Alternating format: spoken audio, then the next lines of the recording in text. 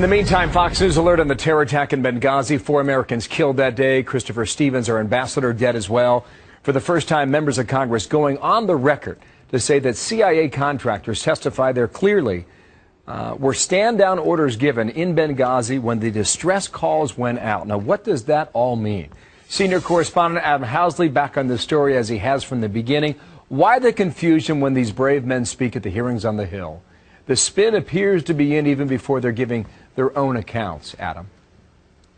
Yeah, that's completely true, Bill. You know, when these men go in front of the committee, it's classified, but we do know a number of others who did not go in front of the committee, who, of course, watch these hearings very closely, and they have various reasons for not coming forward and showing their faces. But what we do know is their stories have not changed since day one. You can go back to our reporting from more than a year ago, Jennifer Griffin and myself, where these men allege, and it's so far shown to be true, that they were told not to go, basically. They were not told to stand up. They were told to stand down in multiple locations around the area, not just in Benghazi, but also in Tripoli. So we went straight to the committee itself, the House Intel Committee, which in some senses has varying reports coming out from its members after they hear from some of these men who were on the ground that night. We contacted a number. There's several things now that we do know that have come out from these hearings. One, the contractors on the ground, their story hasn't changed. The military men on the ground, their story has not changed. Air support was called for, and there was no lull in fighting, and the men were told not to go in multiple locations that night.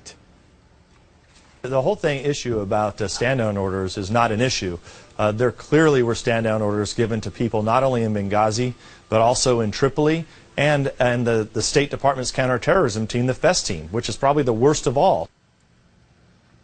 It's kind of a trickle effect here, Billy. It's one of those scandals, really, that just little bits and pieces of information are coming out, and you have to continue to push to get these revelations, Bill. I bet you do. The House Committee now, the Intelligence Committee, continues to be criticized by some, as you know, as do House Republicans for their continued investigation into Benghazi.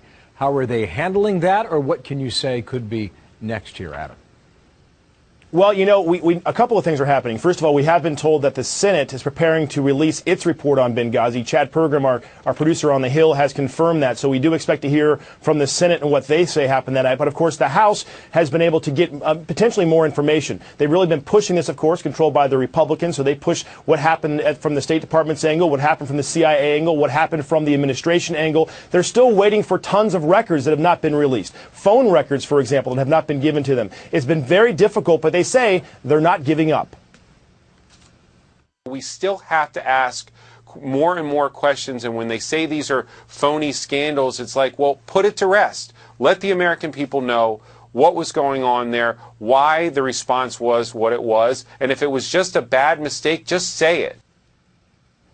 Again, that was Congressman Rooney, also on the House Intel Committee from Florida. And one final note, Bill, as I mentioned before, we heard from Congressman Rooney, the Senate is expected to release their report within the next week or so. They say it's basically ready, and that the senators, about 95%, agree on what is in that report. We're working to try to get some details. Chad Pergram, of course, on the Hill, is working that as well. I bet. Critical information there. Thanks, Adam Housley in Los Angeles. All right.